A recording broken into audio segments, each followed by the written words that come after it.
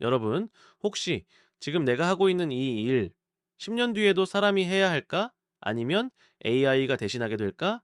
지하철에서 고개를 숙인 채 엑셀 파일을 들여다보는 사람들, 카페에서 노트북으로 PPT를 만들고 있는 프리랜서들, 콜센터에서 쉴 틈 없이 전화를 받는 상담사들, 그 모습을 바라보던 한 직장인이 이런 말을 했습니다.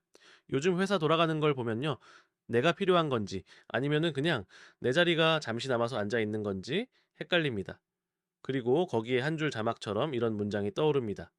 AI 시대, 당신의 일자리는 안녕하십니까?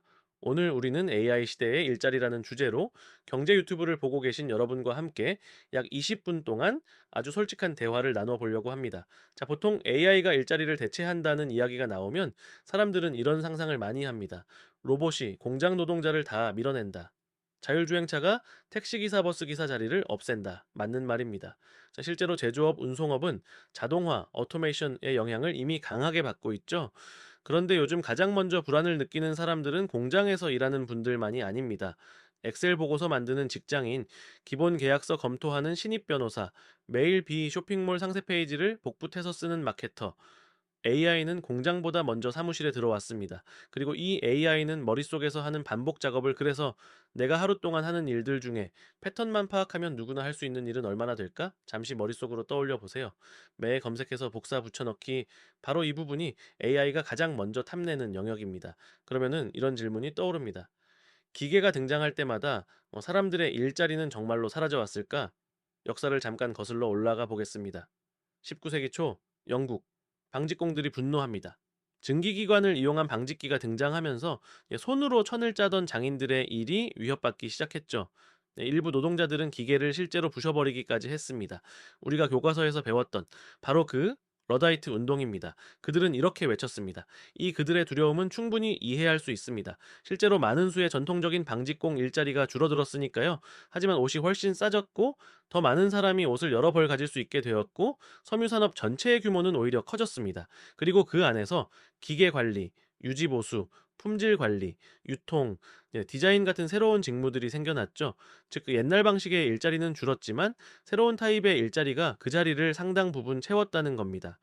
조금 은행에 자동 입출 금기, ATM이 등장했을 때 사람들은 말했습니다. 이제 창구 직원은 다 필요 없겠네. 그럴듯해 보이죠? 자, 그런데 실제로는 어떻게 됐을까요? ATM이 보급된 이후 지점당 창구 직원 수는 줄어들었지만 오히려 은행 전체 지점 수는 증가했습니다. 왜냐하면은 ATM 덕분에 한 지점을 운영하는 비용이 줄어들었고 더 많은 동네에 작은 지점을 낼 수 있게 되었기 때문입니다. 그 새로운 역할의 은행 직원 수요가 늘어났습니다. 결국 이런 패턴이 보입니다. 기계는 반복적인 일을 가져가고 그 자리에 사람은 더 복잡하고 더 인간적인 일로 이동한다. 여기서 첫 번째 포인트가 나옵니다. 기계가 일자리를 없애는 게 아니라 일의 성격을 바꿔왔다. 일체 포함, AI, 인공지능은 패턴을 잘 찾아내고 비슷한 일을 엄청나게 빨리 그리고 지치지 않고 반복하는 존재입니다. 한마디로 정리하면, 에이, 이 고객은 이 광고를 클릭할까? 이 사진 속에 고양이가 있을까? 이 사람은 대출을 갚을 확률이 얼마나 될까? 이 문장 다음에 어떤 단어가 나와야 자연스러울까? 모두 패턴 인식과 다음 수 예측입니다. 그렇다면 인간의 강점은 무엇일까요? 우리가 인간 맥락 컨텍스트를 잡고 의미 미닝을 부여하고 관계, relationship자를 만들고 책임, responsibility를 지는 존재입니다. 조금 더 쉽게 말해 볼까요? AI는 잘 그려진 지도를 제공합니다. 하지만 우리는 어디로 가야 하는가라는 질문에 답하는 건 여전히 인간의 몫입니다. 주식 투자도 마찬가지입니다.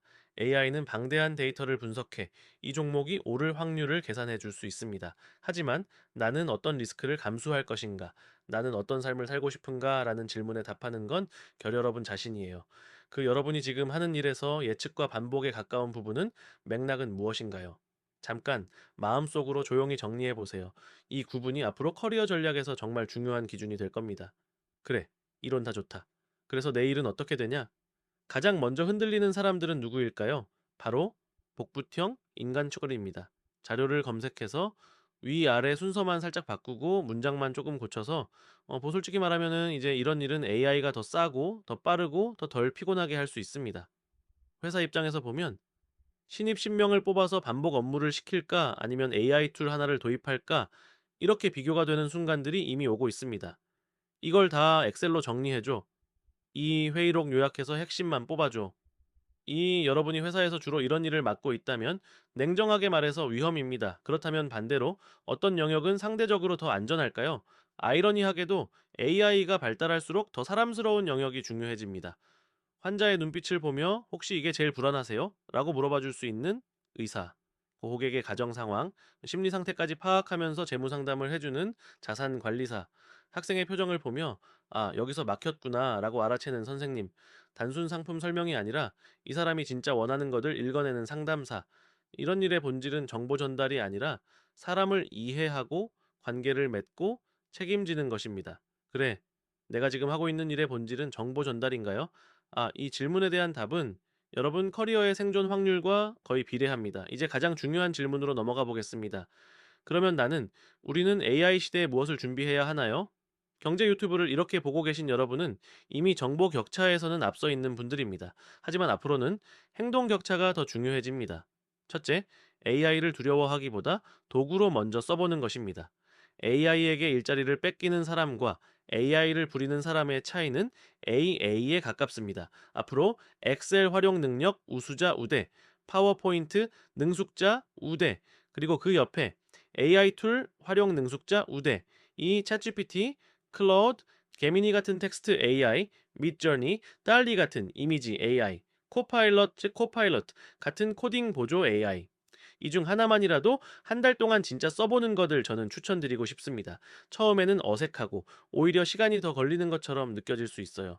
하지만 어느 순간 이런 깨달음이 올 겁니다. 아, 이건 내 일을 대신하는 존재가 아니라 내 일을 키워주는 증폭기, 앰플리파이어구나.